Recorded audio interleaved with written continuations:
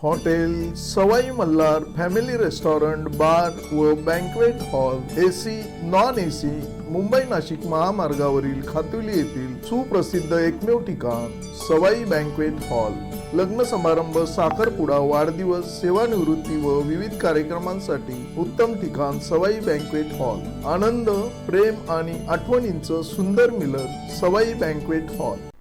नमस्कार, मी संजय भालेराव शहापूर गजालीत आपले स्वागत आहे। महाराष्ट्राच्या विधिमंडळाचं हे अधिवेशन महाराष्ट्राच्या उपराजधानीमध्ये सुरू आहे। अधिवेशन मला वाटतं अर्ध्यावरती आलेले आहे। उद्या संपणार का रविवारी संपणार ते आज उद्यामध्ये ठरेल। नागपूरमध्ये साधारणतः विधिमंडळाचं अधिवेशन हे विदर्भासाठी आणि साहजिकच आहे महाराष्ट्रासाठी घेतलं जातं। सोमवारपासून हे अधिवेशन सुरू झालं। आजपर्यंत म्हणजे आज गुरुवार आणि अधिवेशन तसं म्हटलं तर मी म्हटलं जे सांगितलं की मध्यवर्ती आले। विदर्भासाठी या अधिवेशनात नेमकं काय दिलं गेलं हा सुद्धा एक विषय नक्कीच या निमित्ताने उपस्थित केला गेला पाहिजे।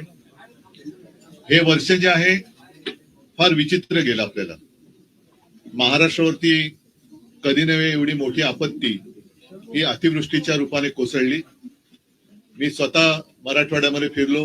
विदर्भातले आमचे आमदार आणि सगळे शिवसैनिक तसं महाराष्ट्रभरच अतिवृष्टीने हाहाकार माजवला।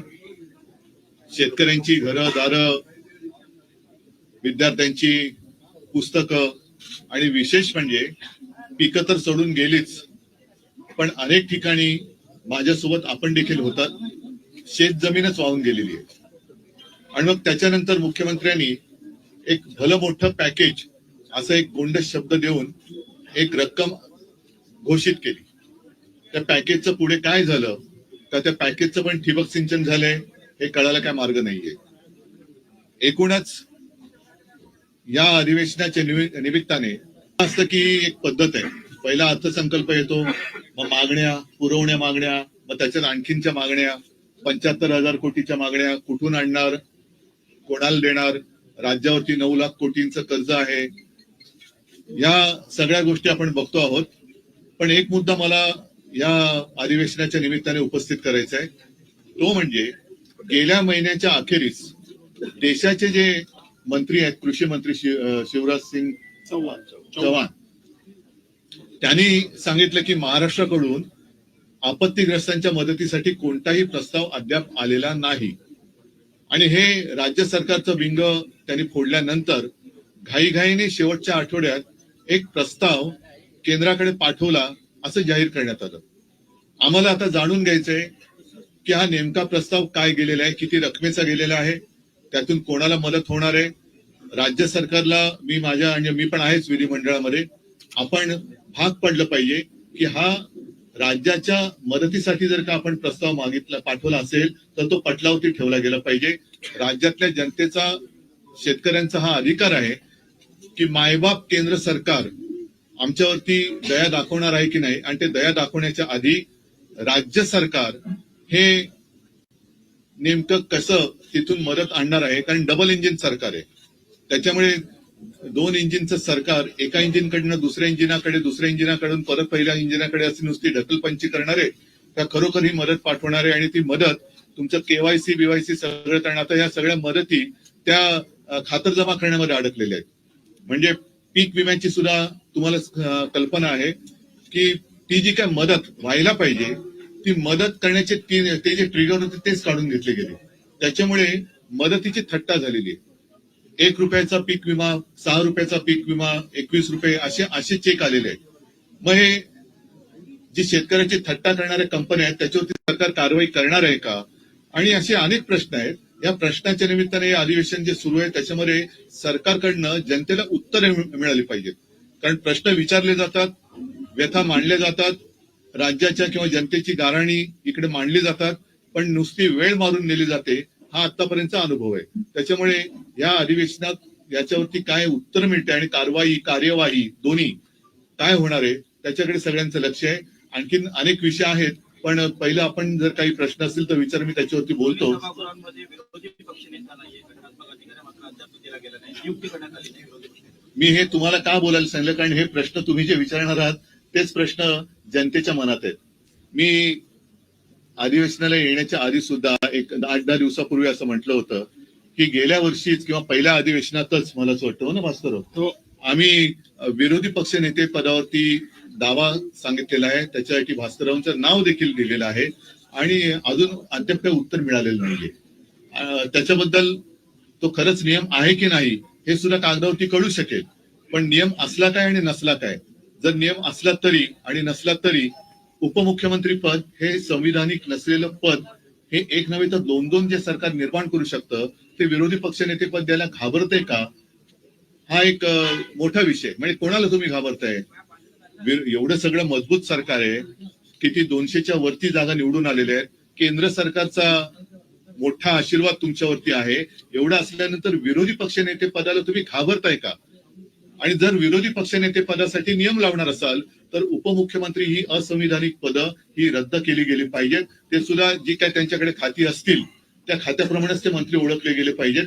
कारण भाजपच्याच लोकांनी सांगितले की नंबर 1लाच महत्व असतं, 2 आणि 3ला काही महत्व नसतं. त्याच्यामुळे ते बिन नंबराचे जे मंत्री आहेत त्यांचं काय महत्व नाही महाराष्ट्रात. विधानसभा अध्यक्षांची आहेत, विरोधी पक्षनेता नियुक्ती हे एकमेकांवर ढकलण्याचा प्रयत्न नेहमी होतो. तर मग नाही, भेटण्यापेक्षा हे भेटण्याची काय लोकशाहीतली मांडणी आहे, लोकशाहीतली मांडणी आहे. अध्यक्षांना आणि मुख्यमंत्र्यांना हे कसं सगळं सांगड घातले गेले तुम्हाला माहिती आहे. अध्यक्षांबद्दलची सुद्धा आमची मतं गेल्या टर्म मध्ये आम्ही व्यक्त केलेली आहेत. त्याच्यामुळे ही ढकलपंची करताना मग मुख्यमंत्र्यांनी विचारलं पाहिजे, लोकशाहीचा महत्वाचा घटक आहे, राज्याचे प्रमुख आहेत, की का तुम्ही अजून करत नाही. आम्ही तर पत्र दिलेलं आहे. शेतकऱ्यांच्या आत्महत्येचा प्रश्न गहन आहे. गेल्या 6 महिन्यामध्ये जवळपास 780 शेतकऱ्यांनी आत्महत्या केलेली आहे. विदर्भ आणि मराठवाड्यात त्यांचा आकडा अजूनही जास्त आहे. त्याच्याकडे कोणाचं लक्ष आहे? कारण सरकार अख्खच्या अख्ख प्रचारामध्ये गुंतलेलं आहे. हेलिकॉप्टर सुटतायत, बॅगा भरभरून आनंदाचा सीधा जातोय. या सगळ्या प्रचारात म्हणजे आता सुद्धा अधिवेशन आटपून ताबडतोब प्रचाराला लागतील. अधिवेशन संपल्यानंतर लगोलग दुसऱ्या निवडणुकीची आचारसंहिता लागेल. म्हणजे निवडणुका मागून निवडणुका, हा सगळा खेळ. आणि गेल्या वेळेची ही आता जी निवडणूक आहे अजून त्याचा निकाल लागायचा आहे. मला नाही वाटत अशी निवडणूक यापूर्वी महाराष्ट्र राज्याने अनुभवली होती. पूर्वी आपण इतर राज्यांच्या निवडणुकांची उदाहरणं द्यायचो की बघा तिकडे कशी गुंडागर्दी सुरू आहे, कसे बंदुका काढल्या जात आहेत, बूथ कॅप्चरिंग कसं केलं जात आहे, पैशाचं वाटप कसं केलं जातोय. हे सगळं आपल्या महाराष्ट्रामध्ये ज्यांची उदाहरणं देत होतो त्या राज्यात आता आपल्या महाराष्ट्राचं उदाहरण दिलं जात असेल की बघा तिकडे कशी बेबंदीशाही सुरू आहे. म्हणजे कोणाचं पायपोस कोणात राहिलेलं नाहीये. मित्र म्हणताना एकमेकावरती धाडी टाकतायत, एकमेकाचे पैसे उघडकीस आणतायत. रोज कोणत्या ना कोणत्या तरी मंत्र्याचे भ्रष्टाचार अगदी पुराव्यानिशी बाहेर येत आहेत, त्यांच्या फिल्म बाहेर येत आहेत, पैशाच्या थप्प्या बाहेर येत आहेत. तरी सुद्धा मुख्यमंत्री ढिंब आहेत. म्हणजे मुख्यमंत्र्यांनी अजून एक खातं निर्माण केलं पाहिजे आणि त्याचं नाव पांघरुण मंत्री असं ठेवायला पाहिजे. म्हणजे जे बाकीचे जे मंत्री आहेत ते हातपाय पांघरुण बघून हातपाय तरी पसरतील आणि मुख्यमंत्री बसलेत पांघरुण घालायला. त्याच्यामुळे इतर खात्या माझ्या सूचना तर जाऊ दे ना, इतर खात्याच्या बरोबरीने मुख्यमंत्र्यांनी पांघरुण खातं हे तयार करावं आणि स्वतः त्याचं चार्ज घ्यावा. कारण त्यांच्याकडे म्हणजे मला मुख्यमंत्र्यांची दया होते की कोण होतास तू, काय झालास तू, एवढ्या सगळ्या भ्रष्टाचाराने जवळ घेतलंस तू, स्वतःच्या पांघरुणात घेतलंस तू, काय होतास तू, काय झालंस तू, भ्रष्टाचारानं पांघरुणात घेतलंस तू. तसं म्हणजे ही महाराष्ट्राची संस्कृती नाहीये. जसं इथे राज्य विधिमंडळाचं अधिवेशन सुरू आहे तसं संसदेतही अधिवेशन सुरू आहे आणि तिथे भाषणात अमित शहानी आणि तुमच्यावर आणि तुमच्या पक्षावर टीका केलेली आहे. जो न्यायमूर्तींविरोधात महाभियोग चालवला जातो आहे, जो प्रस्ताव विरोधी पक्षाकडून दिला गेलाय, त्यात तुमच्या पक्षाच्या नेत्यांनी काय विषय काय, तो जो मदुराईचा प्रश्न आहे, जो गृहमंत्र्यांना आहे, मला वाटतं तो एक जरा एक मिनिट. अमित शहाचं विधान आहे की उद्धवजींच्या पक्षाने आणि उद्धवजींनी या प्रस्तावावर सही करावी. नाही पण काय म्हणून सही करू नये असं त्यांना वाटतं? कोणत्या विषयावर? सर मामला ऐसा है कि नहीं, मामला समझ में आ गया, लेकिन वो क्या कहना, अरे भाई कहना क्या चाहते मुद्दा हो? हिंदुत्व आहे. मुद्दा हिंदुत्वाचा ना, मग असं बोला ना. आता अमित शहा फार मोठे हिंदुत्ववादी आहेत आणि त्यांचा एक फोटो कोणीतरी ट्विट केलेला आहे. कारण हिंदुत्व मला अमित शहाने शिकवण्याची गरज नाहीये आणि भाजपाने तर अजिबात नाही आणि संघाने पण नाही. तूर्त काय झालेलं आहे की गेले 2-3 दिवस लोकसभेच्या म्हणजे संसदेच्या अधिवेशनामध्ये वंदे मातरम या विषयावरती चर्चा किंवा बहस, एखाद्या राष्ट्रात राष्ट्रगीतावरनं बहस कशी काय होऊ शकते आणि इतक्या वर्षानंतर ह्यांना अचानक वंदे मातरम का आठवलं? आपला देश त्या वंदे मातरमला 150 वर्ष झाली आणि भाजपचं वंदे मातरम हे फक्त 1 डे मातरम आहे, एका दिवसासाठी आहे 1 डे मातरम. कारण बाकीच्या वेळेला त्यांना त्याची काही पडलेली नाहीये.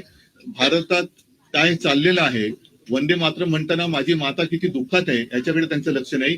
पण हिंदुत्वावरनं आम्हाला अमित शहा जे विचारतायत त्या अमित शहाना मला प्रश्न विचारायचा तुमच्या सगळ्यांच्या माध्यमातून की तुमच्या मंत्रिमंडळात गोमांस खाणारे मंत्री आहेत आणि ते सांगतात की मी गोमांस खातो, कोण मला अडवते बघतो. आणि एवढंच नाहीये तर हा एक फोटो आहे 9 डिसेंबरचा, तो ते जे मंत्री आहेत, मी गोमांस खातो, कोण मला अडवते, त्यांचं नाव आहे किरण रिजिजू.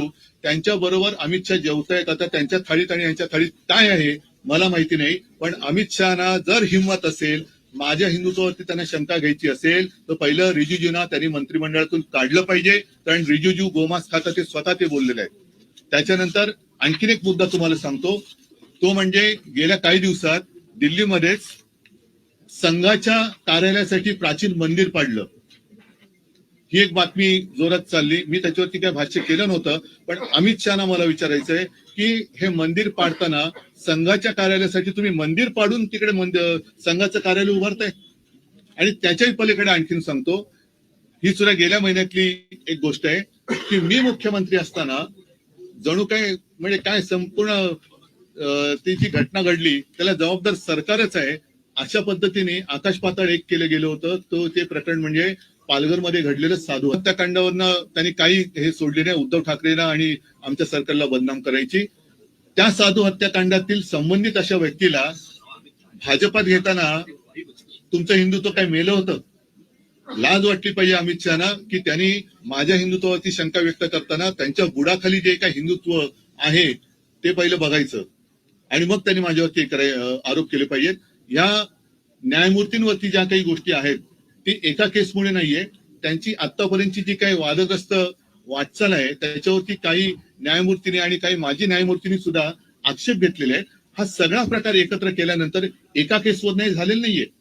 आणि कधीही कुठल्याही बाबतीत म्हणजे त्या मंदिराच्या आवारात दिवा लावण्यावरून हा जो काही वाद आहे, मंदिराच्या आवारात दिवा लावला गेलाच पाहिजे, तिकडे रोषणाई, तिकडे हिंदू सण साजरे झालेच पाहिजे, उत्सव साजरे झालेच पाहिजेत या मताचा मी आहे, माझी शिवसेना आहे. आणि हिंदुत्वावरनं अमित शहानी शिकू नये. कारण परत एकदा सांगतो की वंदे मातरम ही चर्चा त्यांनी मला असं वाटतं की संघाचे कपडे उतरवण्यासाठी घेतली की काय. कारण त्याच्यावरनं बऱ्याच काही गोष्टी आता बाहेर आल्या. अगदी ते ज्यांना देव मानतात त्या श्यामाप्रसाद मुखर्जींचे सुद्धा मुस्लिम लीग वरवरचे काय साटलोट होतं आणि स्वातंत्र्य चळवळीमध्ये त्यांनी चले जावला कसा विरोध केला होता. फजलुल हक बरोबर बंगालच्या सरकारमध्ये ह्यांचे देव त्यांचे देव माझे नाहीत, श्यामाप्रसाद मुखर्जी हे देशप्रेम बाजूला ठेवून कसे सामील झाले होते हे सगळं आता आलेलं आहे. आणि 3 ठिकाणी तिकडे त्यांनी मला वाटतं मुस्लिम लीग बरोबर सरकार स्थापन केली होती आणि हे यांचे स्थापन करते यांचे सिंध सेंट्रल प्रोव्हिन्स आणि 3 हे यांचे राजकारणातले जन्मदाते आणि ते आम्हाला हिंदुत्व शिकवायचं. त्याच्यामुळे अमित शहानी मला हिंदुत्व शिकायच्या भानगडीत पडू नये. कारण जर का आणखीन काही गोष्टी काढल्या तर बऱ्याच गोष्टी त्यांच्या बाहेर येतील. अगदी जिनांच्या थडग्यावरती कोणी जाऊन डोकं टेकलं होतं पासून बऱ्याच गोष्टी बाहेर येतील. नवाज शरीफचा केक कोणी खाल्ला होता इथपासून बऱ्याच गोष्टी बाहेर येतील.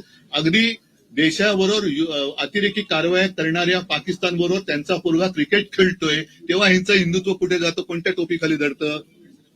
अमित शहानी जर जय शाह त्यांचं ऐकत नसेल आणि त्याला हिंदुत्व मान्य नसेल तर तसं सांगायचं की मी हिंदुत्ववादी आहे पण जय शाह हिंदुत्ववादी नाही. तो पाकिस्तान बरोबर क्रिकेट खेळतोय, मग त्याला एकतर त्या क्रिकेट कंट्रोल बोर्डाचा राजीनामा द्यायला लावा, नाहीतर हिंदुत्व तरी स्वीकारा, नाही तर हे तरी स्वीकारा. नाही, उद्धवजी आता तुम्ही म्हणाला उद्धवजी उल्लेख झाला सभागृहामध्ये. त्यावेळेला मुख्यमंत्र्यांनी असं म्हटलं सत्ताधारी सगळ्या आमदारांना की लाडकी बहीण योजनेचा यापुढे उल्लेख करू नका, जर केला तर घरात बसावं लागेल. लाडक्या बहीण या योजनेचा मी उल्लेख करणारच, कारण निवडणूक लढवताना जे वचन त्यांनी, जो एक थाप त्यांनी शेतकऱ्यांना मारली होती कर्जमुक्तीची, तीच माझ्या बहिणीनं सुद्धा मारलेली आहे. 2100 रुपये कधी करणार 1500चे, हा विषय मी काढणारच. आणि देवेंद्र फडणवीसांनी जर त्यांच्यामध्ये हिंमत असेल तर या अधिवेशनात येत्या महिन्यापासून किंवा पुढच्या महिन्यापासून, नवीन वर्षापासून माझ्या महाराष्ट्रातल्या बहिणींना 2100 रुपये दर महिन्याला त्यांनी एक काय भाऊबीज म्हणा वर्षभराची ती सुरू करावी. मी 2100 रुपये कधी देणार हा प्रश्न त्यांना विचारणार, आणि जर देवेंद्र फडणवीसांनी 2100 रुपये नाही दिले तर त्यांना घरी बसावं लागेल. उद्धवजी परत त्याच विषयावर आहे. तुम्ही म्हणालात की त्या मंदिरात दीप लावला गेला पाहिजे, तर आता जी प्रस्तावावर तुमच्या नेत्यांनी सही केली आहे त्या प्रस्तावाचा तुम्ही पाठिंबा काढून घेणार का? नाही, मी तुम्हाला म्हटलं तसं की एका निर्णयापुरता हा विषय नाहीये. एका निर्णयावरनं असं इम्पिचमेंट वगैरे नाही कोणी आणत नाहीये. एकूणच त्यांची जी काही वाटचाल आहे हिंदुत्वाच्या गुलाम्याखालनं त्यांनी पक्षीय अजेंड्यावर एकटा कामा नये. याचं कारण असं की महाराष्ट्रामध्ये सुद्धा त्यांच्या प्रवक्त्यांना न्यायमूर्ती म्हणून नेमलं गेलेलं आहे. कसं पाहता आपण याकडे? असा प्रश्न मी तुम्हाला विचारला तर काय उत्तर आहे तुमच्याकडे? जर तुमच्या पक्षाचे प्रवक्ते न्यायमूर्ती म्हणून तुम्ही नेमत असाल तर आम्ही तुमच्याकडनं कोणत्या न्यायाची अपेक्षा करायची? आज शिवसेनेच्या केसबाबत 4 वर्ष झाली आम्ही खेटे घालतोय. काय एक सरन्यायाधीश होऊन गेले, पुढचे कोण? आता सुद्धा अरे आता पुढचा कोण येणार आहे, त्याच्या पुढे कोण येणार आहे, एवढंच आम्ही करत बसायचं? पण उद्धवजी, नाही, मला अमित याच्याबद्दल शहाचा तो व्हिडिओ मुख्यमंत्री देवेंद्र फडणवीस यांनी ट्विट केला. त्यांनी असं म्हटलं, कोण होतास तू, काय झालं? मी पण तेच म्हणते त्यांना. उद्धव ठाकरे, मी पण त्यांना म्हटलेलं आहे की कोण होतास तू, काय झालंस तू, भ्रष्टाचारांना प्रांगणात घेतलंस तू.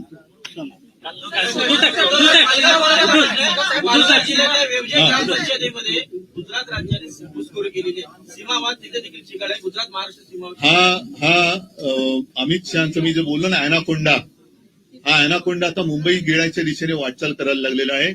आणि त्यांनी एक पाऊल पुढे टाकून माझ्या महाराष्ट्राच्या राज्यातल्या गावांवरती जसं अरुणाचलवरती चीन हक्क सांगतोय तसं गुजरात हा माझ्या महाराष्ट्राच्या खेड्यांवरती हक्क सांगतोय. आता हे कोण झाल्याचं काय झाल्याचं वगैरे जे काय आहे ना, आता यांना विचारा तुमच्या किंमत आहे का तिकडे जाऊन उभं राहायची तुमच्या अमित शहा विरुद्ध? हे मुंबईत आणि महाराष्ट्रात राहणाऱ्या गुजरातचे जो समाज आहे ज्यांचं आणि आमचं काही भांडण नाही प्रकार, आणि एका बाजूने महाराष्ट्र गिळण्याचा प्रकार हे सुरू झालेला आहे. मुंबईतले अनेक उद्योगधंदे यांनी गुजरातला नेले, महाराष्ट्रातले नेले, आणि त्याचबरोबरीने आता हे मुंबई बळकावण्याच्या दिशेने वाटचाल करायला लागलेले आहेत. आम्ही तर हा प्रयत्न हाणून पाडल्याशिवाय राहणार नाही. सरकार काय करेल न करेल आम्हाला तशी काय पडलेली नाहीये, आणि या सरकारकडनं धाडसाची तर काय आम्हाला अपेक्षा नाही.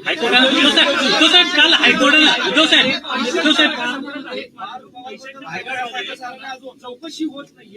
या पैशांच्या बॅगाच्या सापडत त्याच्यात जे पैसे सापडतात ते बिझनेससाठी असतील, व्यवसायासाठी असतील अशी कारणं सत्ताधारी देतात, मात्र चौकशी होत नाहीये. अंबादास दानवेंनी 3 व्हिडिओ. म्हणूनच मी म्हटलं ना की आणखीन एक खातं निर्माण करावं, पांघरुण खातं, आणि त्याचं कारण हेच क्लीन चिट देत आहेत. हेच क्लीन चिट देत आहेत. स्वतःच आरोप करायचे, स्वतःच क्लीन चिट द्यायचे, म्हणजे साधू हत्याकांडातल्या आरोप ज्यांच्यावरती केले त्यांना पक्षात घेतात. हे यांचं हिंदुत्व. गोवा जमिनी व्यवहार प्रकरणात काल हायकोर्टानं राज्य सरकारला फटकारलेलं आहे, आणि त्यामध्ये म्हटलेलं आहे की अजित पवार यांचा मुलगा पार्थ पवारवर गुन्हा का दाखल केला जात नाही या प्रकरणामध्ये. मी न्यायालय या विषयावरती काहीच बोलायचं हल्ली सोडून दिलेलं आहे. उद्धवजी आदिवासीच्या काळात 100 कोटी रुपये सीएम फंडामध्ये जमा झाले होते, मात्र त्यातून 70-80 लाखच शेतकऱ्यांना देण्यात आले. काय अधिवेशनानंतर हजारच शेतकऱ्यांना वाटप करण्यात आलं. आदिवासीच्या काळात 100 कोटी. ठीक आहे, तुम्ही शेतकऱ्यात जाऊन त्यांना म्हणून मी पण येतो, तुम्ही पण या, आणि शेतकरी कोणाला प्रेमाने मिठी मारतो ते शेतकऱ्याला कळू दे.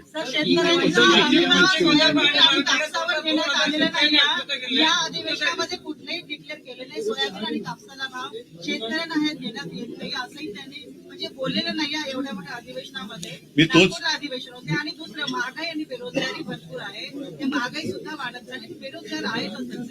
तर यावर आपलं काय? याच विषयावरती त्यांना चर्चा टाळायची. आणि म्हणून ते वेडेवाकडे आरोप करतायत की जेणेकरून तुमच्या सगळ्यांची म्हणजे आपल्या सगळ्यांची दिशाभूल व्हावी आणि कुठेतरी धार्मिक तेढ निर्माण करायची. म्हणजे तुम्ही भांडत राहा, आम्ही आमचं राज्य करत राहतो, आम्ही आमचं जे काय आहे भ्रष्टाचार सुरू आहे, शांत बसा भ्रष्टाचार सुरू आहे, असं नवीन नाटक ते लिहितील आता. सर एका ठिकाणी सरकार असं म्हणतंय की आम्ही शेतकऱ्यांना कोट्यावधीची मदत करतोय, पण काही अशी लेखी उत्तरामध्ये सरकारने स्वतः उत्तर दिलेले आहेत की अनेक योजनांचे पैसे जे आहेत ते ई-केवायसी मुळे रखडलेले आहेत. मी तोच विषय घेतला ना.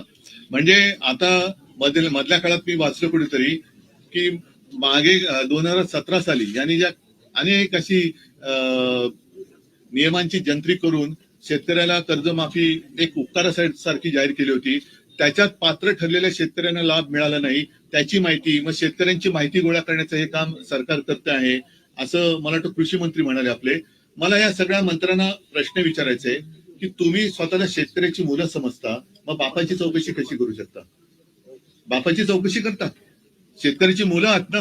मी याच सभागृहामध्ये शेतकऱ्यांची कर्जमुक्ती करून दाखवली होती आणि ती मी अंमलात आणून दाखवली होती.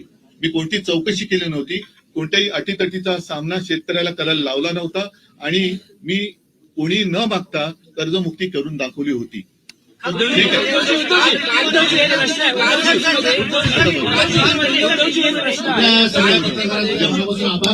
आणि शिवसेनेचे सगळ्या आमदारांना माननीय पक्षप्रमुख उद्धवजी ठाकरे साहेब रजिस्ट्रेशनला संध्याकाळी 7 वाजता भेटतील. आमदारांना फक्त आमदारांना फक्त आमदार आणि पत्रकारांसाठी अल्पप्रकारची व्यवस्था केली आहे.